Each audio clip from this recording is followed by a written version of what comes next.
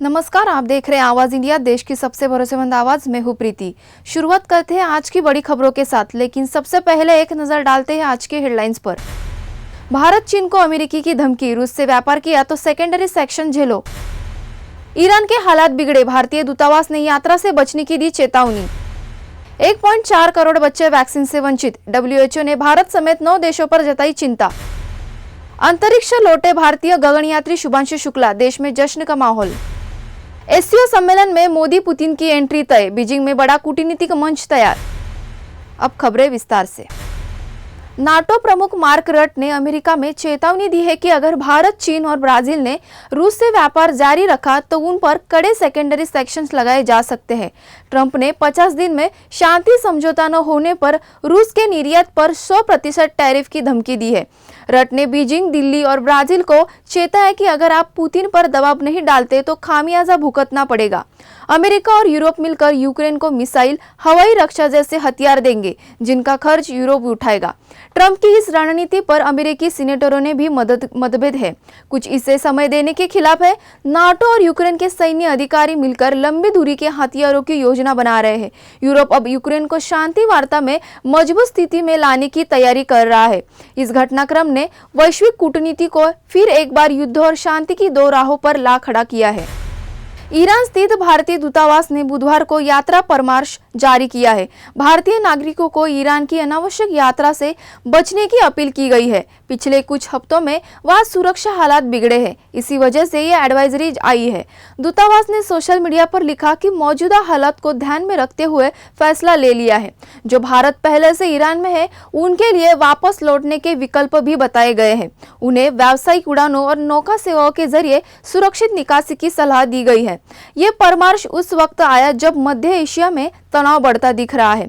सरकार की यह पहल नागरिकों की सुरक्षा और प्राथमिकता देने की दिशा में अहम मानी जा रही है। संयुक्त राष्ट्र ने खुलासा किया है कि पिछले साल 1.4 करोड़ से ज्यादा बच्चे वैक्सीन से वंचित रह गए। WHO और UNICEF की रिपोर्ट के मुताबिक इनमें से 52% बच्चे सिर्फ 9 देशों के हैं। इन देशों में भारत, नाइजीरिया, अफगानिस्तान, यमन जैसे नाम शामिल है। WHO का कहना है कि वैक्सीन से हर साल 35 से 50 लाख लोगों की जान बचती है।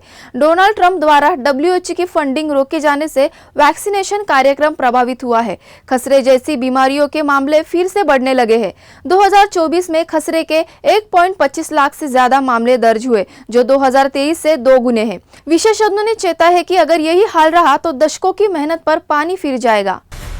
भारतीय गगनयात्री ग्रुप कैप्टन शुभांशु शुक्ला सुरक्षित धरती पर लौट आए हैं। स्पेसएक्स के ड्रैगन कैप्सूल से 18 दिन के अंतरिक्ष मिशन के बाद उनका दल कैलिफोर्निया के तट पर स्प्लैश डाउन के जरिए उतरा। उनकी वापसी का लाइव प्रसारण लखनऊ में उनके परिवार ने भावुक होकर देखा। मिशन के दौरान शुभांशु समेत क्रू ने 60 से ज्यादा प्रयोग किए। अंतरिक्ष से लौटने के बाद अब वे 7 दिन के पुनर्वास कार्यक्रम में हिस्सा लेंगे। वापसी की प्रक्रिया में ड्रैगनयान ने 28,000 किलोमीटर प्रति घंटे की रफ्तार से पृथ्वी के वायुमंडल में प्रवेश किया। सुरक्षा के लिए हीट शील्ड और पैराशूट की मदद से सफल लैंडिंग की गई। राष्ट्रपति, उपराष्ट्रपति अमित शाह, ममता बनर्जी और मायावती समेत कई नेताओं ने शुभकामनाएं दी है। भारत की ओर से ISS पर पहुंचे इस पायलट ने देश की अंतरिक्ष यात्रा में एक नया अध्याय जोड़ा है। गाजा पट्टी में इजरायल का कहर जारी है। बीते 24 घंटे में इजरायली हवाई हमलों में 93 फिलिस्तीनियों की मौत हो चुकी है। मृतकों में महिलाएं और बच्चे भी शामिल हैं। गाजा के उत्तरी साथी शरणार्थी शिविर और तेल अल हवा जिले में दर्जनों घरों अब बम बरसाए गए।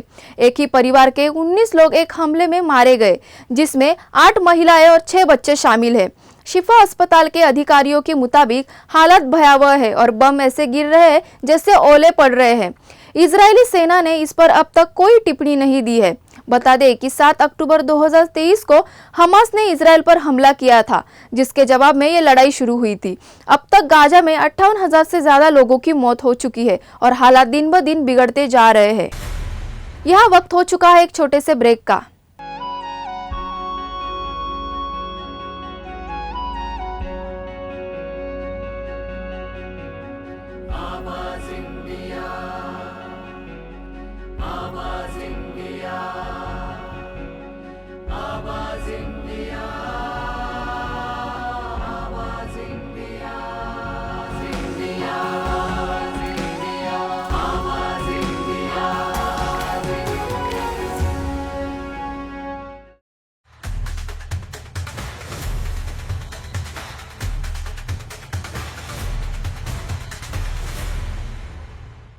ब्रेक के बाद आप सबका स्वागत है।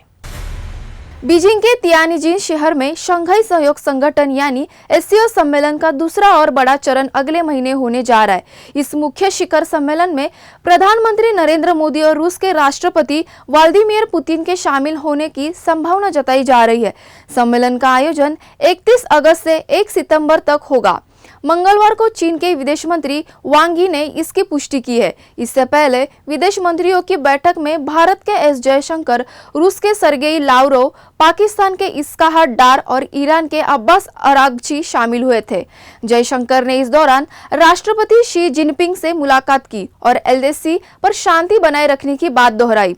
माना जा रहा है कि तियानजिन सम्मेलन में भारत चीन रिश्तों और क्षेत्रीय स्थिरता को लेकर कई अहम फैसले लिए जा सकते हैं।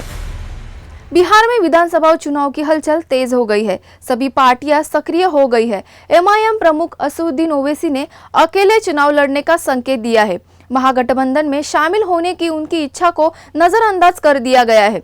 ओवैसी ने युवाओं से अपील की है कि वे रील देखने में वक्त न गवाएं। उन्होंने कहा कि रील नहीं, किताबें पढ़े तभी नेता, डॉक्टर या वैज्ञानिक बन सकेंगे। बिहार में मतदाता सूची संशोधन को लेकर भी उन्होंने युवाओं को सजग रहने को कहा है। उन्होंने पूछा कि अगर बीएलओ आपसे सवाल पूछे तो आप क्या जवाब देंगे। ओवैसी का ये संदेश युवाओं को जिम्मेदारी से सोचने की ओर प्रेरित करता दिख रहा है। 114 साल के मैराथन धावक फौजा सिंह को टक्कर मारने वाले फॉर्च्यूनर चालक को पुलिस ने गिरफ्तार कर लिया है। आरोपी अमृतपाल सिंह ने खुद माना है कि हादसे के वक्त वह अकेला था और गाड़ी वही चला रहा था। सीसीटीवी फुटेज से गाड़ी की पहचान हुई, फिर पुलिस ने दबिश देकर उसे पकड़ा। गाड़ी पहले 3 बार बिक चुकी थी। इसका पता पूछताछ के दौरान चला। 33 साल पहले फौजा सिंह ने अपने बेटे की याद में एक ढाबा बनवाया था। उसी ढाबे की ओर जाते वक्त हादसा हुआ। वो रोज सैर करते हुए उस ढाबे पर एक चक्कर लगाते थे। पठानकोट जालंधर हाईवे पर सफेद कार से यह हादसा हुआ। पुलिस ने सेवानिवृत्त डीएसपी सहित कई लोगों से पूछताछ कर आरोपी तक पहुंच बनाई। राजधानी दिल्ली के 5 स्कूलों को एक बार फिर बम से उड़ाने की धमकी मिली है। इनमें द्वारका, वंसत कुंज, हौज खास, पश्चिम विहार और लोधी एस्टेट के नामचीन स्कूल शामिल है।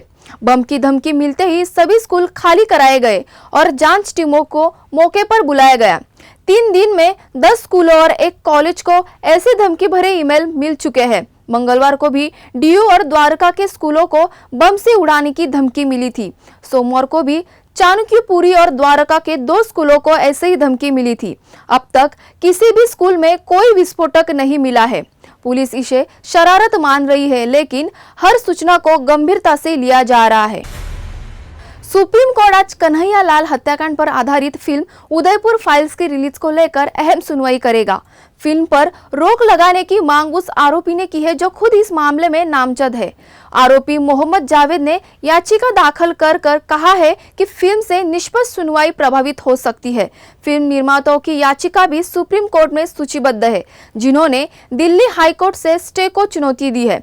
वरिष्ठ वकील मेनका गुरुस्वामी ने सुप्रीम कोर्ट से आग्रह किया कि दोनों याचिकाएं एक साथ सुनी जाए। जस्टिस सूर्यकांत और बागची की बेंच आज इस पर विचार करेगी कि एक साथ सुनवाई होगी या अलग अलग।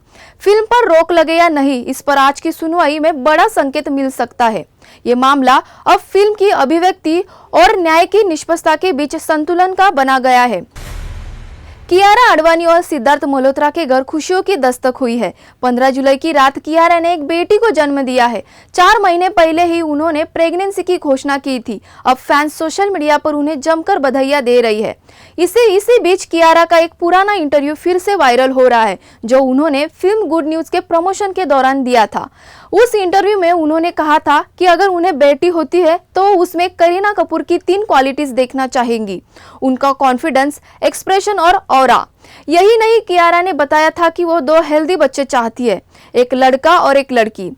अब जब उनकी पहली संतान एक बेटी हुई है तो फैंस इसे उसे पुराने इंटरव्यू से जोड़कर भावुक हो रहे हैं। कियारा सिद्धार्थ की शादी फरवरी 2023 में जैसलमेर में हुई थी, जिसे लेकर भी सोशल मीडिया पर खास क्रेज देखने को मिला था। के Menon starrer web series special ops 2 अब रिलीज के लिए तैयार है। इस सीजन का फैंस बेसब्री से इंतजार कर रहे हैं।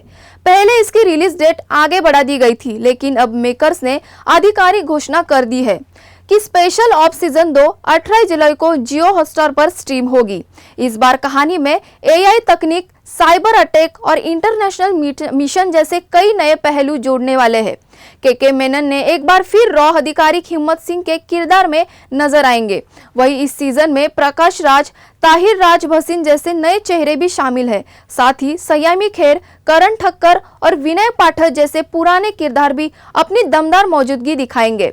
ट्रेलर देखकर साफ है कि एक्शन, इंटेलिजेंस और थ्रिल का डोज पहले से भी ज्यादा होगा। मेकर्स का दावा है कि इस बार दर्शकों को रफ्तार और रहस्य दोनों का तगड़ा अनुभव मिलने वाला है।